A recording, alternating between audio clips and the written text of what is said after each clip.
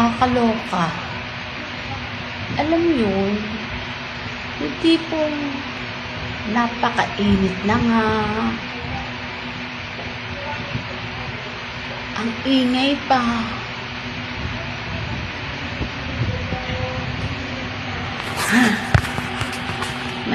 Nahihiya ka na lang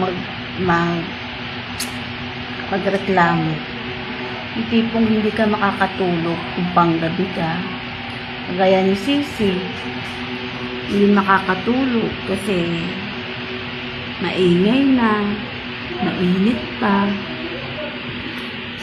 No choice.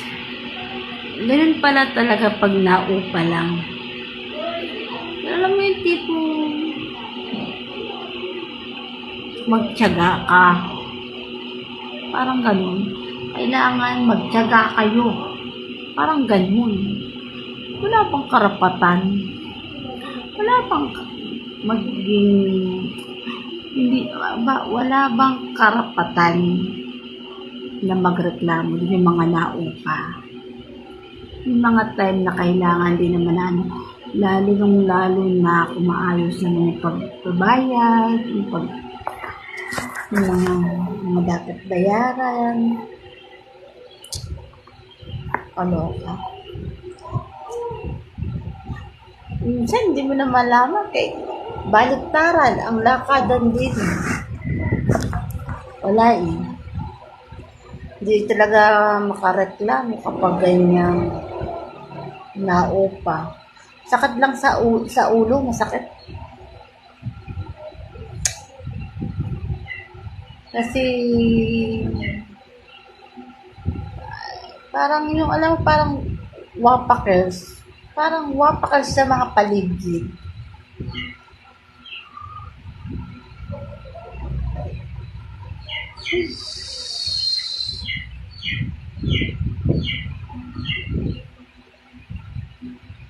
Sobra. Kahit ang gabi, mainit pa rin talaga. Summer na talaga dahil.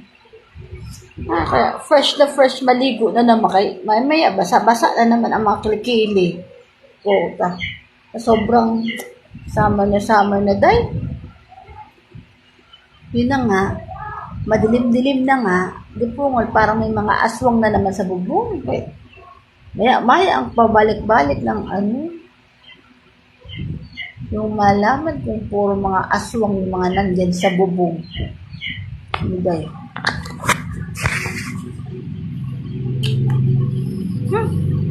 Pag ganyan ako, no choice na. Kailangan talagang kung ako lang.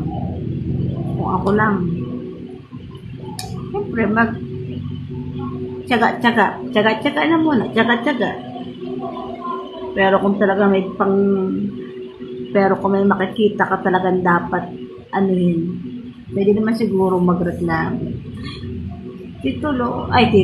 Siguro kahit hindi na mareklamo, yung tipong magpaalam na lang,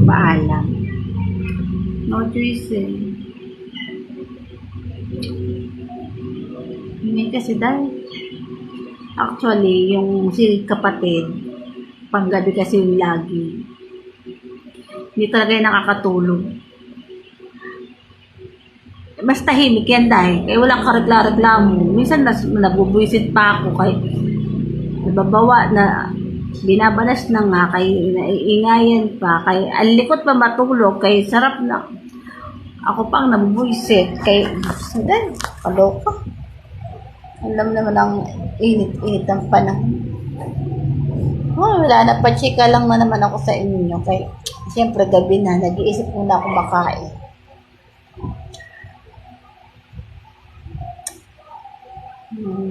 Yun lang, napachika lang ako kasi nanahimik na yan. Kaya, nanahimik na. Wala na, siguro tapos na silang magtakbuhan. Kaloka, yun lang, napachika na ako. Tara, magluto-luto na kagabi na. Hapunan na tayo, hapunan na mga chismosa. Okay.